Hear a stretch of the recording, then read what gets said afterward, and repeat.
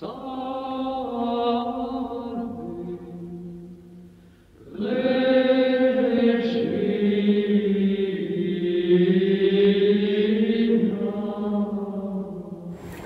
mon révérend père, merci de nous accueillir. Bonjour. Bonjour Xavier. Donc nous sommes aujourd'hui au pèlerinage de Chartres et le pape François a consacré cette année, année de la vie consacrée. Dans ce cadre-là, est-ce que vous pouvez nous dire quelques mots de votre fraternité Saint-Vincent-Ferrier ? Oui, bien sûr. Notre fraternité est une communauté religieuse, donc de vie consacrée. Une communauté religieuse de spiritualité dominicaine qui se rattache donc à Saint Dominique, ce grand apôtre du XIIIe siècle qui a voulu fonder une communauté de prêcheurs, donc une communauté qui contemple la vérité et ensuite qui veut la transmettre aux âmes pour sauver les âmes, pour amener les âmes au salut.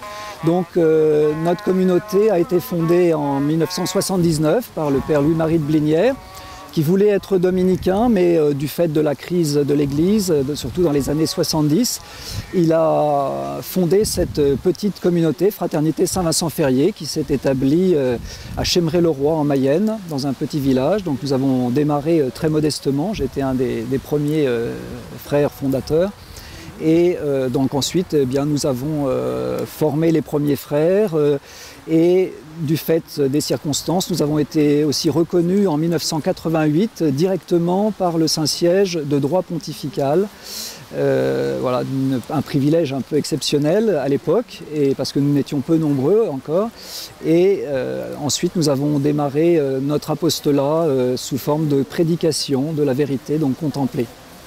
Donc en fait, visiblement aujourd'hui, vous avez commencé modestement, mais aujourd'hui, je crois comprendre que vous avez le projet de construction d'une église. Ça veut dire que votre communauté est en pleine expansion ? Alors elle grandit peu à peu, modestement quand même, mais depuis quelques années, nous sommes de plus en plus nombreux et nous avons donc un besoin effectivement à Chémeray-le-Roi.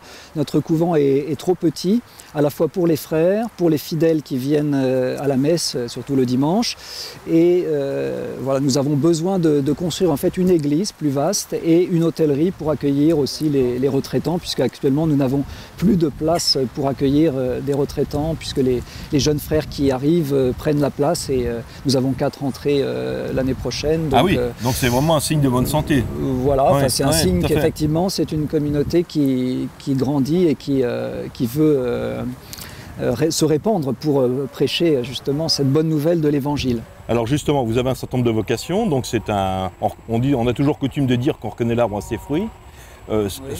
C'est quoi la raison, c'est quoi les motivations des personnes qui ont la vocation à venir chez vous plutôt qu'ailleurs ?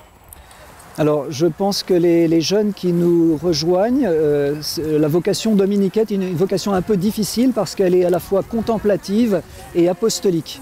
Donc il faut avoir déjà un goût pour la contemplation, la méditation, l'étude aussi intellectuelle, puisque nous faisons normalement des études assez poussées, philosophiques et théologiques, pour être capable de répondre aux objections et aux difficultés modernes de nos contemporains sur toutes les questions délicates de l'évolution, de la liberté religieuse, enfin beaucoup de questions scientifiques ou autres. Et donc il faut avoir ce goût-là et puis avoir en même temps ce souci de prêcher la vérité.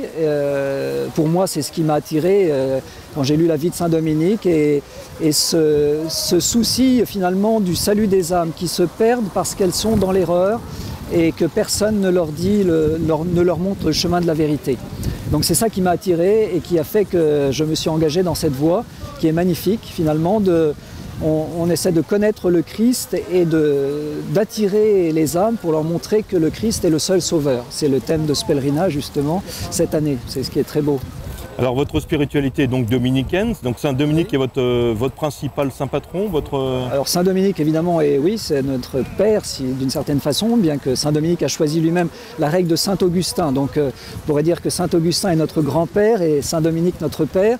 Et le père de Blinière a voulu se placer aussi sous la protection de Saint Vincent-Ferrier, un grand saint dominicain aussi, apôtre des temps difficiles au XIVe siècle, qui a vécu dans cette période de la guerre de 100 ans, du grand schisme d'Occident, une période de décadence, et il a prêché avec ardeur dans toute l'Europe la bonne nouvelle du Christ et la conversion pour pour être sauvés. Donc Saint-Vincent-Ferrier était un saint qui nous attirait et que nous avons choisi comme saint patron. Dans votre communauté, quelle est la règle de vie? Est-ce qu'il y a une règle particulière? Nous avons la règle de Saint-Augustin, qui est la règle de la tradition dominicaine, avec des constitutions propres que nous avons élaborées dans la tradition dominicaine évidemment, mais adaptées à notre petite communauté. Donc, ce sont des constitutions de la fraternité Saint-Vincent-Ferrier qui ont été approuvées par le Saint-Siège. On peut dire aussi que nous avons dans notre communauté deux branches, c'est aussi dans la tradition dominicaine, une branche de frères clercs qui sont appelés à devenir prêtres pour vraiment se consacrer à la prédication, et la branche des frères convers qui restent frères, qui ne sont pas prêtres, mais qui travaillent et prient et qui se dévouent pour que la communauté elle-même puisse prêcher. Donc c'est une vocation aussi très belle de frères dévoués à cette communauté de prêcheurs. Merci pour ces quelques mots, mon père. Merci beaucoup. Merci Xavier.